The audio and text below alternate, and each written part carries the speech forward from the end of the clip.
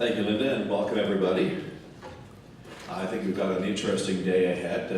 Obviously an interesting keynote address from Jeff. We've got lots of things to talk about, especially as educators.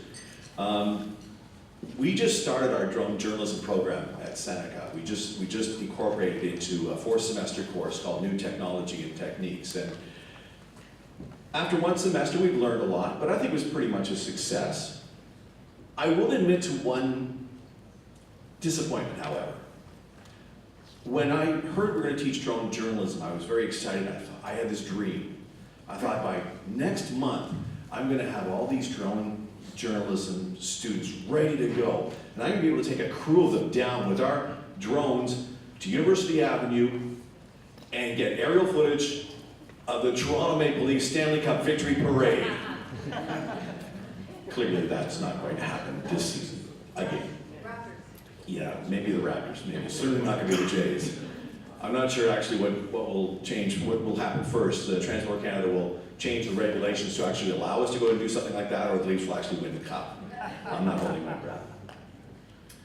Anyway, when I was writing up the curriculum for the drone journalism part of our course, I reached out to a couple of colleagues, and I am absolutely delighted to have them here joining us today. They were so generous with their advice, with their expertise and their experience. They helped me a great deal in putting together our curriculum.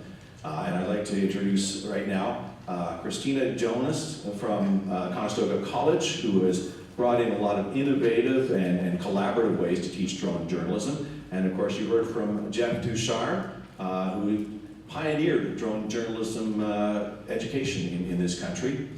And one of the best and brightest journalism students we have from Seneca College. She will be graduating in June, so if you're hiring, I expect great things from Lauren Toffin. Welcome everybody, thank you for joining us. At this point I'm going to give them a chance to tell you a little bit about their drone journalism programs. And Jeff, if you don't mind, I can start with ladies first. I'm old-fashioned that way. So Christina, come on up and tell us a little about Conestoga College. Can we stay here? Come on up here. Okay, so I view Jeff's program as the gold program and I'm the bronze. Basically, I went to Teach-A-Palooza, which is in Tampa, held by the Poynter Institute, if any of you know about the Poynter Institute. Fantastic training that you can receive there. 2017, I went there for 3 days to take a number of courses, and it was my first exposure to drone journalism. So a workshop I took just absolutely fascinated me. They, similar to what Jeff has talked about, all the different uses of drones, including things, and they showed footage of researchers having a drone fly over a whale and collecting, lack of a better word, snot, so that they could basically, test the animal, make sure it's healthy, etc. And I was just fascinated by this. In addition to ethics, regulations were American, but I thought for sure I could update those to Canadian regulations. They even showed things of what not to do, despite being incredibly beautiful. They showed a video of drone flying through fireworks, set to music, and it was stunning, but after they showed the video, it was pointed out this was absolutely a no-no. And they went on to describe a lot of the things that you cannot do as well. I thought, again, for my students, the do's, the don'ts, what the advantages, the pros and cons would be fabulous. So when I returned to Canada, I thought, what can I do with this information? I think I loved it. I was impassioned enough that I purchased a DJI Phantom for myself. And for the students, we had just changed our program. Literally that year was the launch of we had a journalism program that was print, we had a journalism program that was broadcast, and in 2017 we launched just a journalism program because basically the two were teaching multimedia skills anyhow. So there wasn't a lot of room to add a course because we hadn't even started our new program, and so I thought, okay, I can't introduce a whole new course, but I can introduce some lectures. And so because I taught careers in journalism, I viewed it as a new skill set. I thought it fit. It would definitely fit into a photography course as well, but I introduced it into the journalism, careers in journalism that I was teaching. From there, basically, all it is a lecture, one lecture, and then the following week, we are very fortunate that we have the Waterloo Wellington Flight Center at our local airport, and they actually teach drone certification, and they have a course that students go there for 2 hours. The first hour is the legislation, the second hour is going into a hangar where they actually remove 10 airplanes, allow us to come in, and the students fly inside in this hangar, and they all fly the drones in groups of 4 and 4 groups flying at a time. So it's been fabulous. The students absolutely love it. It gives them an introduction to drone journalism, and then basically I leave it up to them that if they want to get certified, the Waterloo Wellington Flight Center tells them how they can do that through the flight center and the cost. So I'm going to just show a few little slides just to show you what I actually lecture on in the classroom before going to the airport. So slide 2. Basically, I give a little bit of history because I find it fascinating. We think of drones being, our century now, but actually the earliest recorded use of a UAV in warfare actually occurred back in 1949 when the Austrians attacked Venice with unmanned balloons, actually loaded with explosives. Some worked, some the wind carried back to their own country and dropped them on themselves, so not so successful. Slide 3. Basically in 1862, balloons were flown in the US Civil War with both Confederate and Union forces using them for reconnaissance and bombing sorties. Slide 4, in 1898, during the Spanish-American War, the US military fitted a camera to a kite and produced the first ever aerial reconnaissance photos. And then we come more current, slide 5. 2001, the US military started flying an unmanned aerial vehicle called the Predator, which has flown thousands of missions, as well as the giant Global Hawk, which can stay afloat and spy for up to 35 hours. Again, I think this is interesting. The students find it interesting because we all think it's really current. Slide 6, the first consumer UAV was introduced in 2010, not that long ago, at the Consumer Electronics Show in Las Vegas, called the Parrot AR drone. It was a smartphone-controlled quadcopter.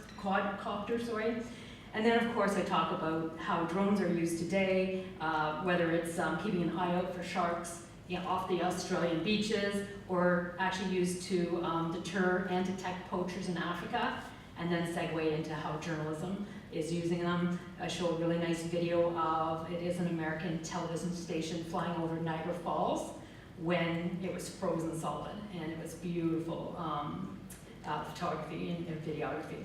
Thank you very much. Thank you, Christina. Just to give you a little bit of context of the Seneca journalism course. It's part of a new technology course that we teach in the 4th semester. We also teach them use of 360 video cameras. But in terms of drone journalism, they learn about the regulations, obviously. They learn about how drones can be used to tell stories and how they're just a tool to use for that purpose. We fly, we then go into the gym. We are fortunate to be able to use our gym for our flight school part of it. And they use the Holy Stone HS-200D drone, which has a camera on the front, which is a 720p camera. It has 120-degree field of vision. It's actually a very good picture. The students learn how to fly this safely in the gym, and then they actually have a flight test. We set up a little course for them to fly over, and they actually have to fly over and get video of 4 different items and then land safely after that. As I said, these are pretty good little drones. We have found they're pretty much indestructible. We have 4 of them flying at one time in the gym, and occasionally one controller will take over control of 2 drones at a time. So every once in a while, the drone will go flying into a wall. And I can safely say that these actually withstand impact and get put back together very quickly. So we've done it for 1 semester. One of our students who went through this was Lauren Toffin. And Lauren, I'd like you to come on up and tell us about your experience. Okay, hi everyone. Yes, my name is Lauren, and I am a soon-to-be graduate of the Seneca College Journalism program. I did fly that, and I crashed it multiple times. I was pretty scared. But overall, I would say when I first discovered that we were going to be using drones, I thought, okay, I didn't know we were going to be using drones. I was just learning how to transfer P2 card footage onto a hard drive, and I was just learning how to do a live report and actually learn how to do a somewhat decent interview. And then we were going to be learning how to use drone technology, and it became very clear to me very early that this industry is moving very, very fast, and there's a lot of pressure on soon-to-be journalism students going into the industry to actually be on top of pretty much everything. And it was a little bit frightening, but I'm glad I had some experience with it.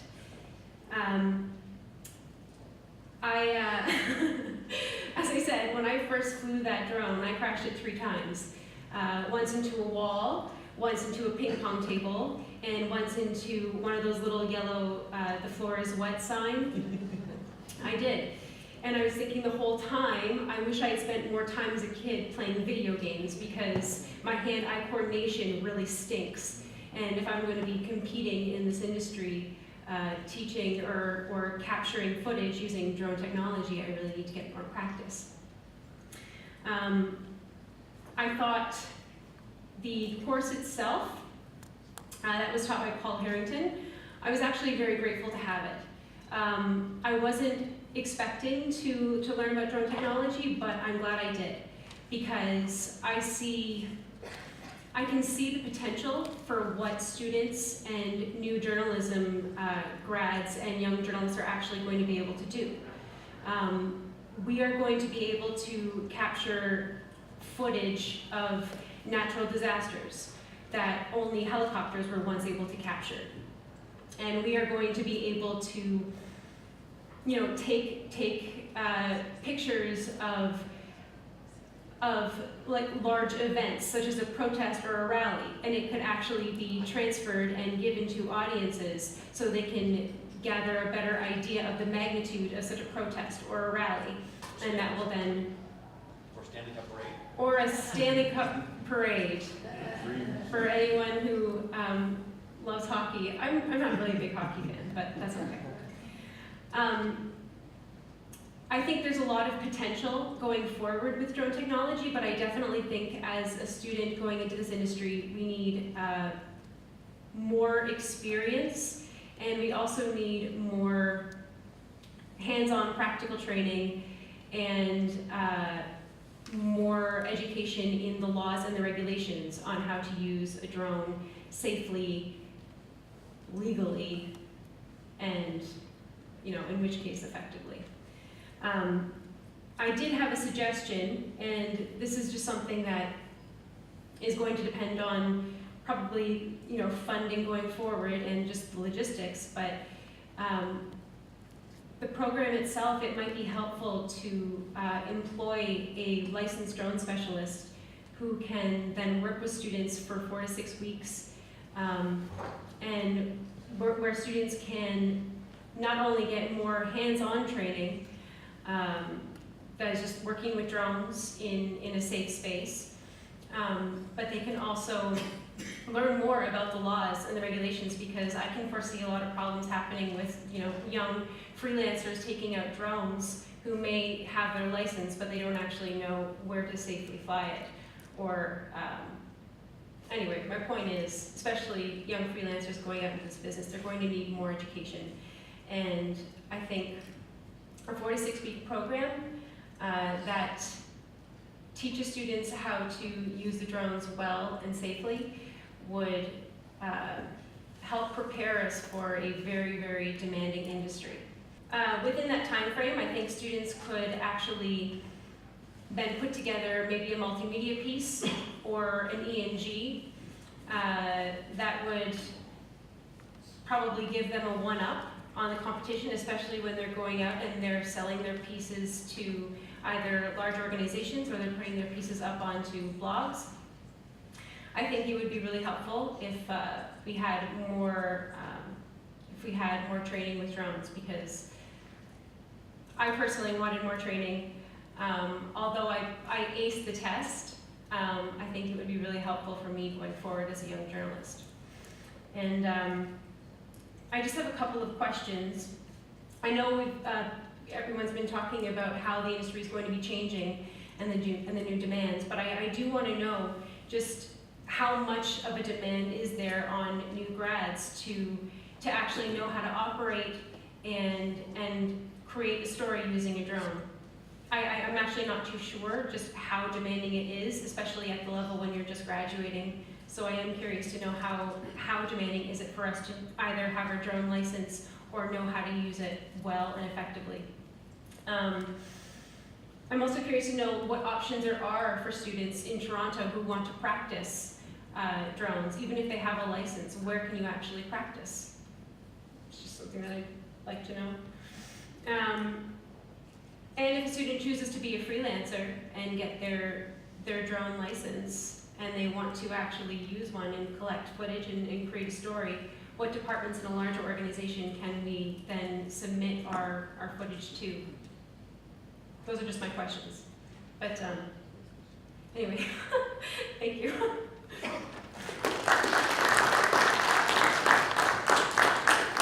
Thank you, Lauren. Hopefully we'll get some answers to those questions throughout the day. I don't think I need to do much of an introduction for Jeff Ducharme. You've already heard everything that he's accomplished, but he's got more to tell us about his program. Are you ready there? Got all your toys? Come on up. Thank you.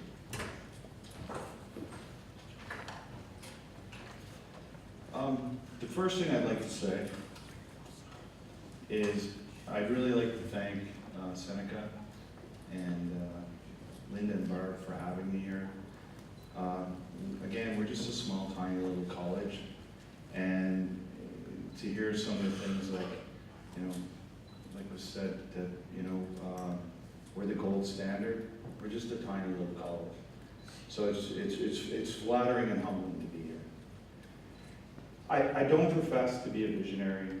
I just read articles, watch trends, and then do the math.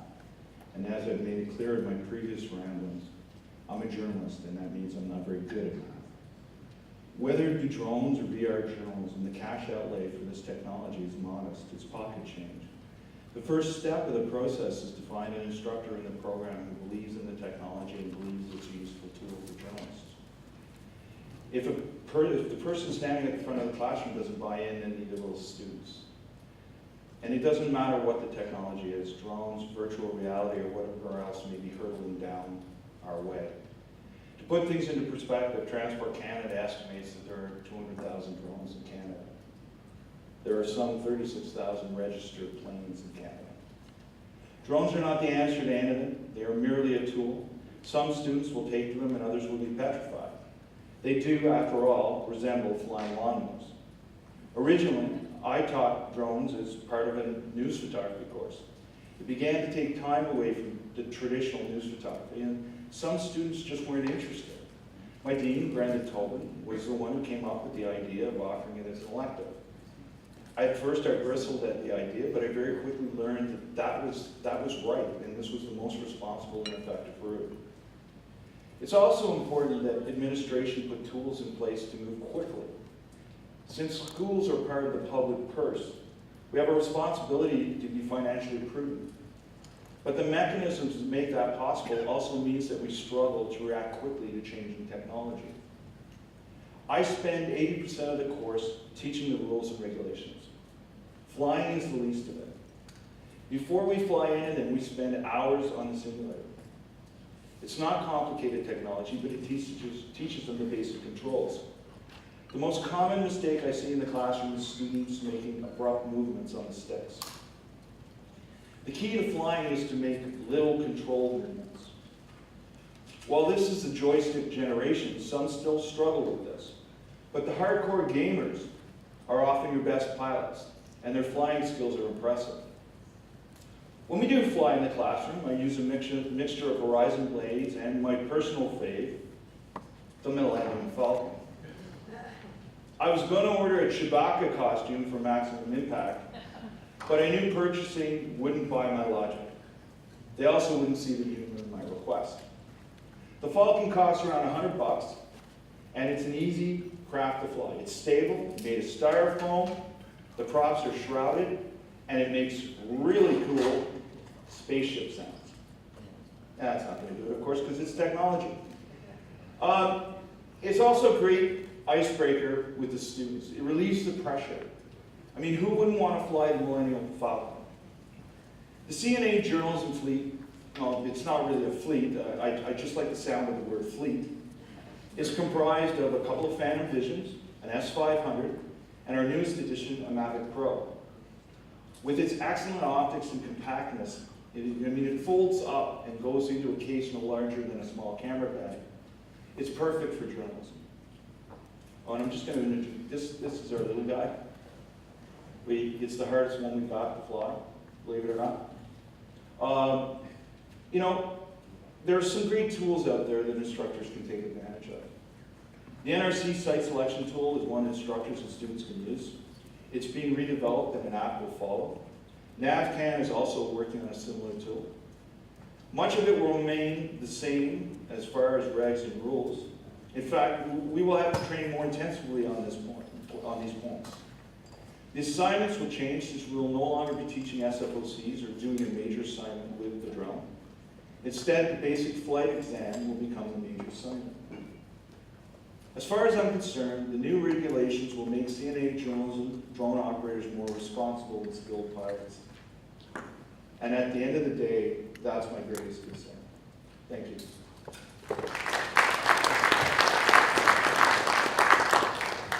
All right, thank you, Jeff. You mentioned that those are the drones that you use, the Millennium Falcon and the little mini. The students try to fly this, but it always goes horribly wrong.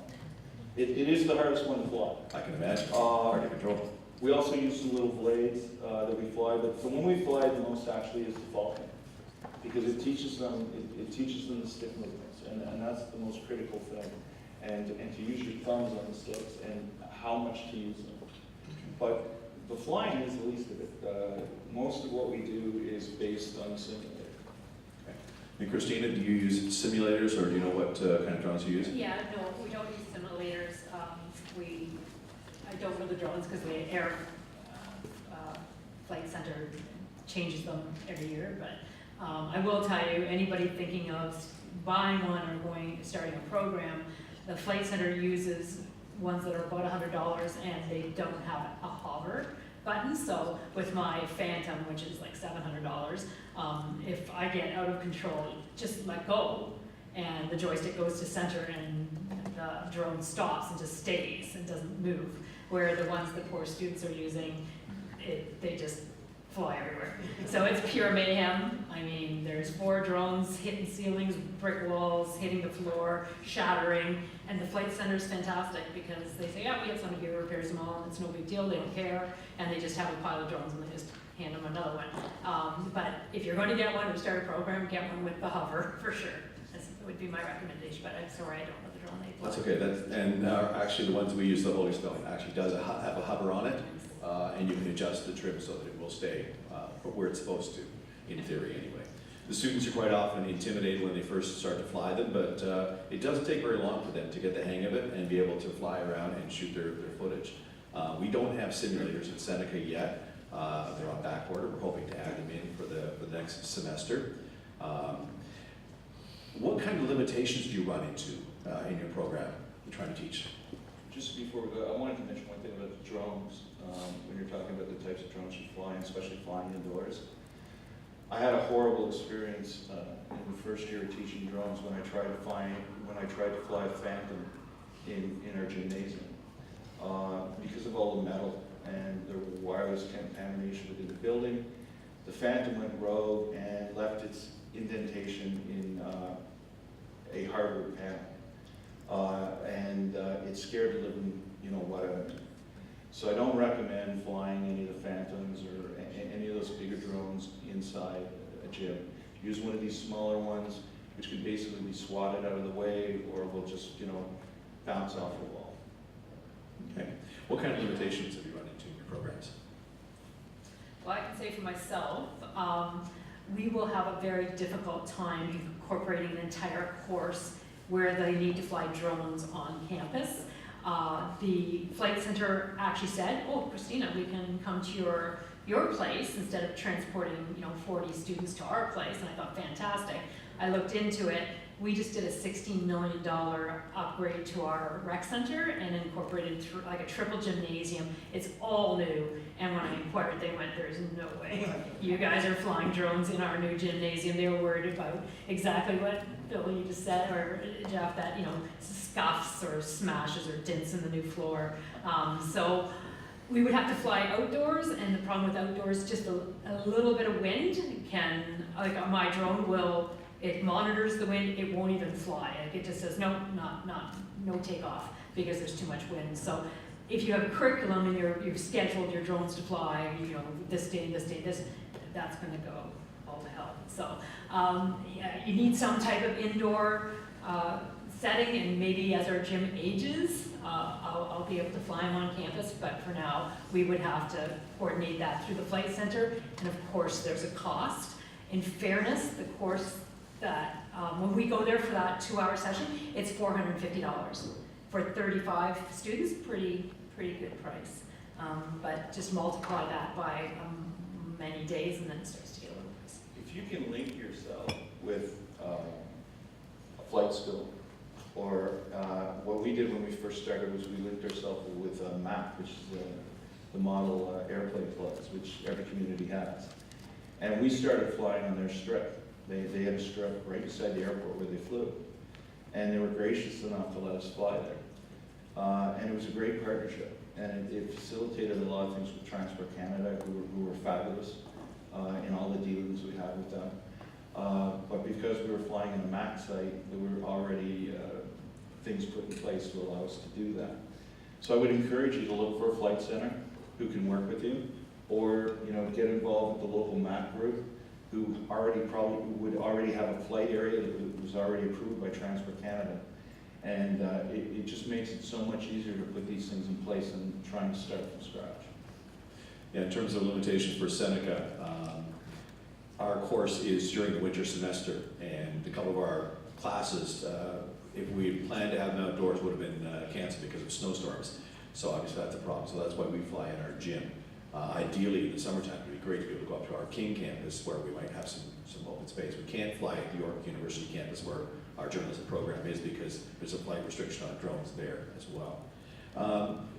Lauren, you touched on this. One of the problems that we have in journalism as professors is trying to give the students practical experiences, some hands-on, something that will actually give them a taste of what it's like in real life. And I wonder, in terms of assignments for students, and or maybe you can suggest what you'd like to see as well. In terms of assignments for students, is there something that you could build into your program at some point that would give students real-world experience or hands-on practical experience in telling a story with a drone? Yeah. Well, for example, the first thing that popped into my mind was there was the recent rally at Queen's Park against the new changes to like the PC government and their changes to the education funding. That was a huge rally. There were 40,000 people there. I mean, you could only get so much using just a standard camera, but if you had a drone, if you could fly it over, that's the thing, if you were allowed, you could then actually show, like from the footage from above, just how many people were actually there at the rally. I think that could be used either in your multimedia piece, or it could be incorporated into an ENG. But I think that kind of footage would then give, audiences a better idea of just what the overall feel is towards the new cuts. But then again, you have to consider, and this is something that I'm wondering, when you're using drone technology, do you have to consider the privacy laws or age regulations? I mean, when you're taking footage of like young kids, there were also tons of young kids there. Like, do you have to get their parents' permission when you're actually filming? Yeah? No. You don't? If you're in public public space. Okay, It's all the right, same rules as traditional So- adopted. okay. But those are things that I am wondering, I mean, is that, okay, so I guess my suggestion is, that's something that you could actually use a drone for, to actually get, you know, footage from a rally itself. But what are the, Okay, so the what laws have logistics to of doing change? that might be, or what, yeah, like what laws do you have to consider when you're actually doing drone? do you guys incorporate any actual news footage in your course that the students can write to? I'm not sure exactly sure. Drone footage. For example, we have flooding up in Muskoka right now. If we had one of our profs who's certified go up and shoot some of the drones, is that something, the sort of thing you would incorporate into your? That's something we try to do. In all honesty, with the students, with the old regulations, it was somewhat like herding cats to get it done. But now, with the basic, what's going to happen is my students, you know, are going to take the basic exam as part of the technology course. Then they're going to graduate, or they're going to go into the next following year, and they're going to be able to use the drones throughout our newsroom production courses, where they're doing a story every week. And they're also going to be able to use it in the capstone. We're doing a capstone project this year, which is going to revolve somewhat around the issues that Newfoundland is facing, and one of the, you know, the possible resettlement of some of the smaller communities. So of course we're going to take the drone out to places like the Southern Shore. And one of my students, quite possibly Tyler, whose footage you saw, is going to get us aerial stuff from the Southern Shore, which will be gorgeous. And that'll be incorporated into the capstone project. Okay. Yeah, so Conestoga as just two classes. We do not have any assignments attached to those at this point in time. In fact, the journalism program does not even have its own drone. The college has a drone, but we're not allowed to touch it. So if we're going forward and actually creating a course, which I would love to do, we'll have to investigate getting money and getting some of our own drones. But at this point in time, it's more a skill set that I would like the students to know about, and then if they're interested, they're introduced at the Flight Center about how to get their pilot's license. And as of June, anybody who's going to work in the industry has to be, they have to have the advanced certification. So it's a lot more involved than just any of us just flying solely for our own enjoyment. We just have to go online and do the like an exam.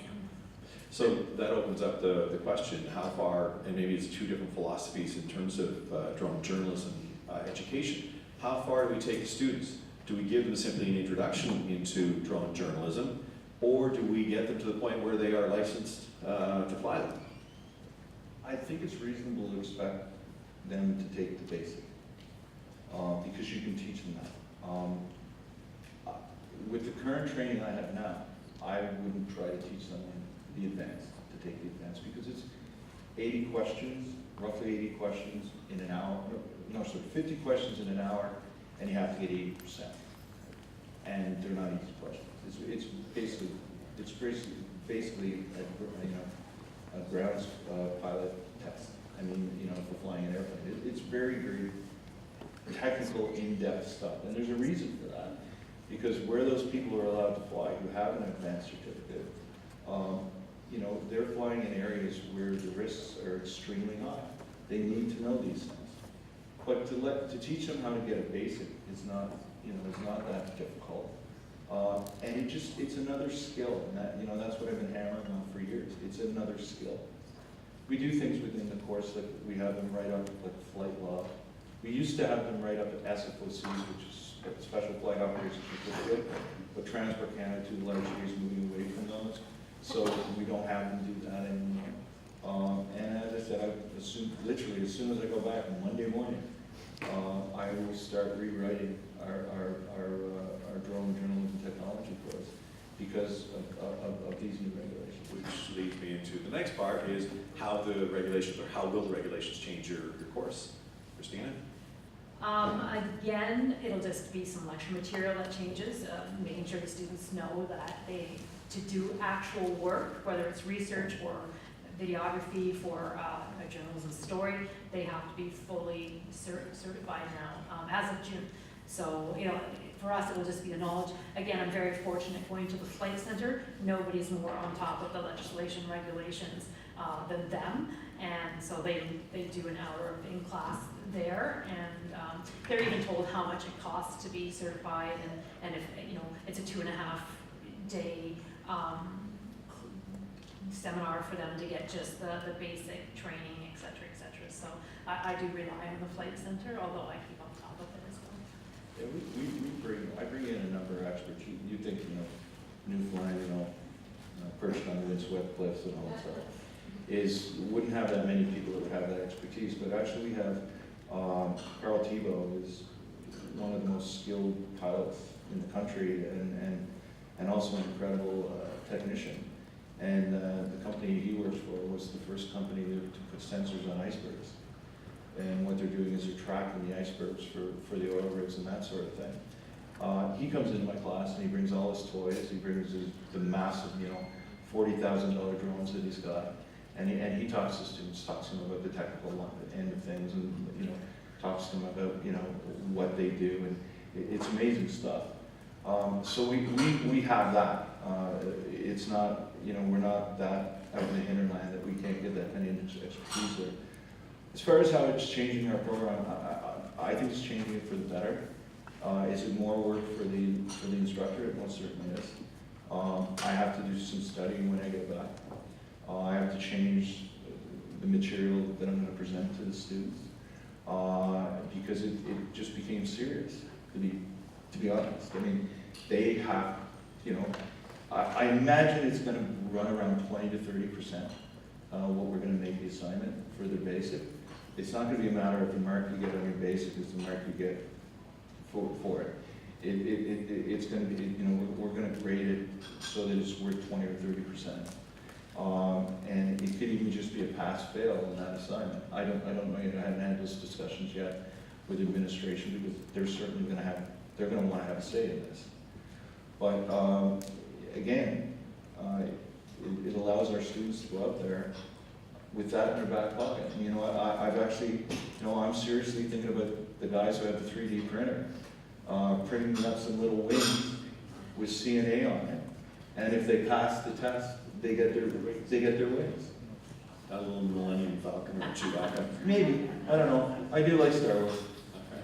Let's open up to some questions from the audience now. Any questions? Yes. In journalism newsrooms, reporters are being asked to do more with less now than at any other time in history. So journalists are expected to take photographs, write, shoot their own video, edit their own video. Are there any concerns about adding this on as an extra skill where you may not ever become very confident as a drone pilot and yet you're sent out by an editor? I think there's always concerns, and that goes with anything. I mean, I've sent some reporters to stories, and they weren't very good drivers, and bad things happen. So yeah, certainly there is, and you know, you have to have somebody who's going to stay on top of this, and make sure that the people that are going out there and flying are you know, I mean, if they've got their, let's just say basic, if they've got their basic, they're allowed to fly. You know, so they have that, and you just, you know, I would think that a company, because there's liability involved, you know, that they would, every once in a while, you know, if these reporters are going to fly these drones, if that's the way they're going to do it, everybody flies a drone, and not just have one or two people who fly them, that every once in a while they would actually have a flight test where they would watch these people's skills and see if they're still skilled to fly them. I would hope so. Otherwise, yeah, it could, you know, I think we're lucky to this point that, you know, the injuries caused by drones have been minimal. You know, and we're very fortunate for that. So, yeah, there's no question. That falls on us. That falls on the editors. That falls on the instructors to keep a close eye on that and make sure that we operate these drones in a responsible and a safe way. I guess I've known cases where people who are editors of newsrooms and who are not familiar with the regulations, I'm thinking back 3 to 4 years now, have simply instructed people, go purchase a drone, and hey, that building's on fire, go take pictures. Yeah, I don't think that everyone will be required to be able to fly a drone. I think you will have people in your newsroom that will have those skills. I don't think that all of our graduates have to be able to fly a drone, but understand how it can be used in telling a story. I think that, like a lot of technology, not everyone's going to be able to adapt to it, and I think that's what's going to happen. And it's an added skill that some students and some reporters will have, but not everyone will have those. So, let's go over. We have another question over here.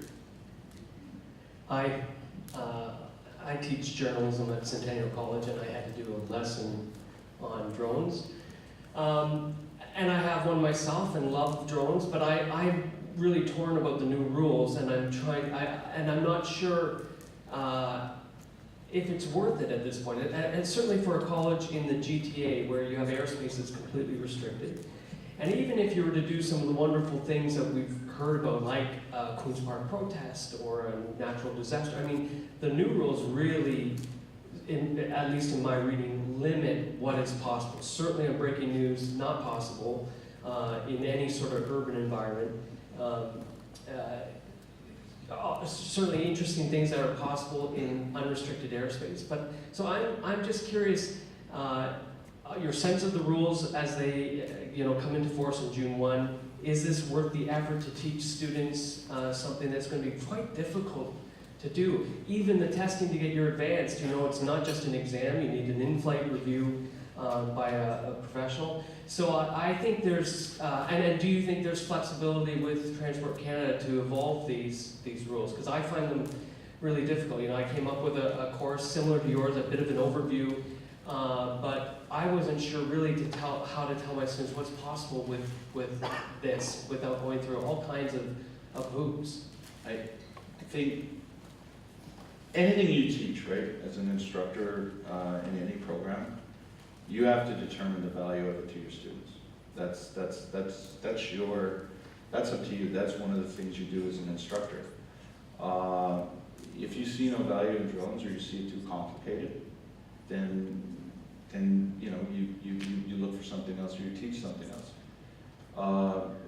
And I don't know that it would necessarily be good that if every journalism school in Canada taught drone journalism, it would probably get pretty, I don't know that would be a good thing.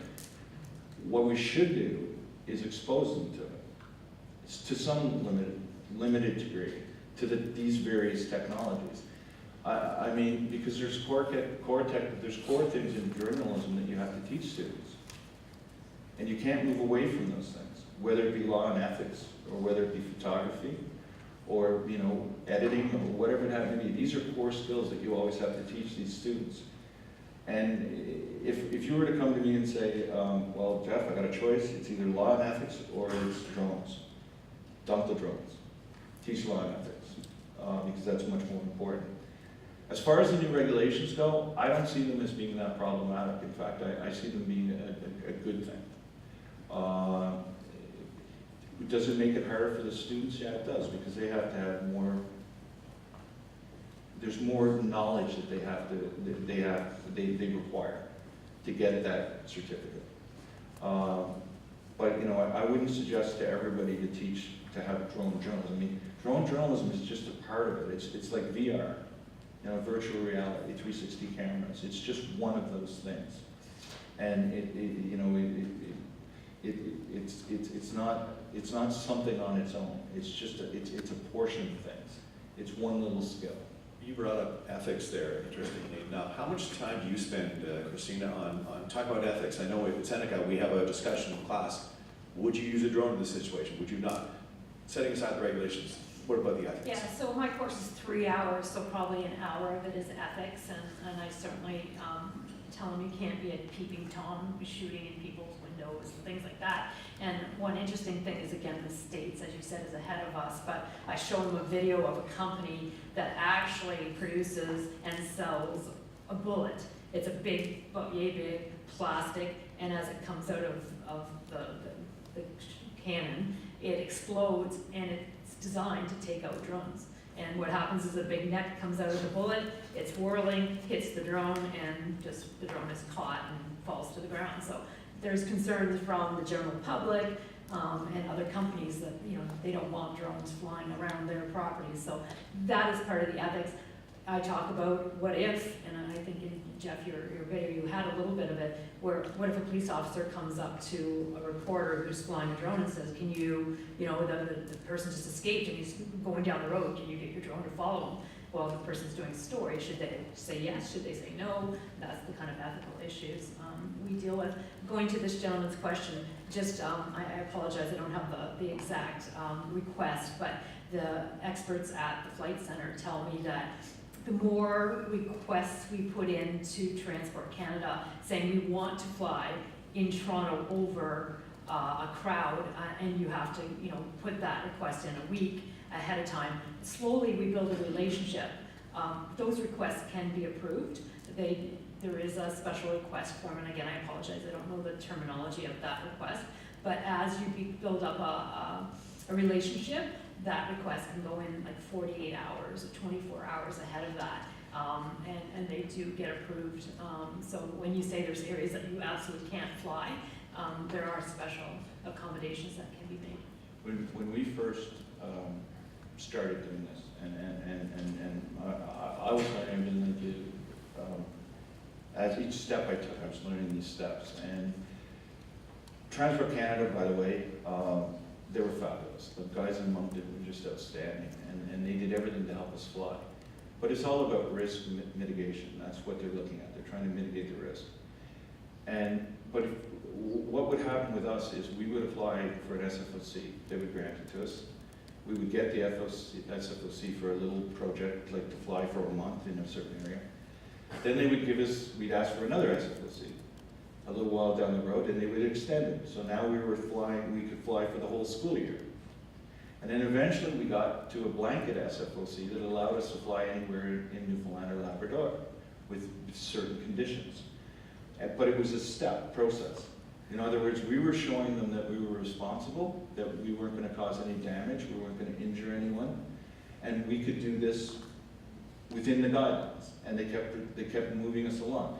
And I think that goes with anything with Transport Canada. If you can show them that you can put things in place to mitigate the risk and you're responsible with these crafts, they will work with you. And they're really good at working with you. Like, they want to work with you. They don't want to tell you not to fly. They want to find a way to help you fly. So contact your local reps of Transport Canada and have a conversation with them. Because, you know, my experience has been that they want to help you get there. They don't want to be a roadblock. Any other questions? Do you foresee a time in the not-too-distant future when drones in newsrooms are just another tool there? Right now, there's a cool factor. Right now, when I say we're doing drone flights in the gym, attendance is 100%, and they're there on time. I'm not sure that happens with every other class, but certainly it is kind of cool. It is kind of sexy that you get to fly drones. Do you foresee in the not-too-distant future, or how far down the road, that in a newsroom, a drone is just, yeah, of course, we're going to send out a drone. We're going to go shoot this with a drone. I think every newsroom will have a drone. I don't think every journalist will be certified to fly it. And again, I can't emphasize enough, as of June, in any commercial or research capacity, you have to be fully certified. So, you know, there's my students, when I take them on that workshop, they all love the day, but there's a select few who say, yes, I'm going to go and get fully certified. And I totally agree with Jeff, it's always the gamers. They're just so good. They're doing loop-de-loops with their drones by the end of 1 hour. So they embrace it, they love it, they're going to do well. But I don't think the entire newsroom will ever be certified. Will every newsroom have a drone for when there's $700? I think so. I think so too. And they'll have it because, I mean, the drone is cheaper than a DSLR, you know, and the thing we have to remember is it's a platform. A drone is just a platform. You put a camera on it, you put a sensor on it. I mean, it's a simple thing like a drone. Let's say you're doing a story on water quality, and you're sending water quality out to a lab to get tested. You take a piece of string, you tie a test tube to the bottom of the drone, You fly it out into the center of the lake, you lower it down into the lake, get the water and bring it back to shore. And then you get the water tested, because the water at shore is different than the water in the center of the lake. It's that simple, and that's what it's used for. That's the kind of platform it is. Other than that, it's just another way to get aerials. And as we all know, you know, or at least those who work for CBC, when you could go out and get a chopper, you know, and hire a chopper at $1,000 or $1,500 an hour, those aerial shots really added a lot to your stories. They really, really changed the story and made it, you know, brought it up from the mundane. So that's what a drone does. That's all it does. You know, it's nothing else more than that. It's to get aerial shots. And as so many people have said, it levels the playing field.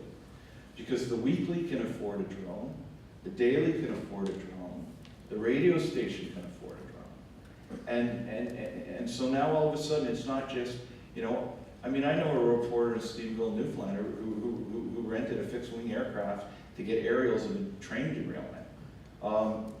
His career didn't last that long because, you know, it was thousands of dollars that he charged. So just think that a drone is just a platform. It's not a be-all, end-all. And if you think of it as a platform for aerials and those kind of images, then you put it in the proper perspective, and that's important.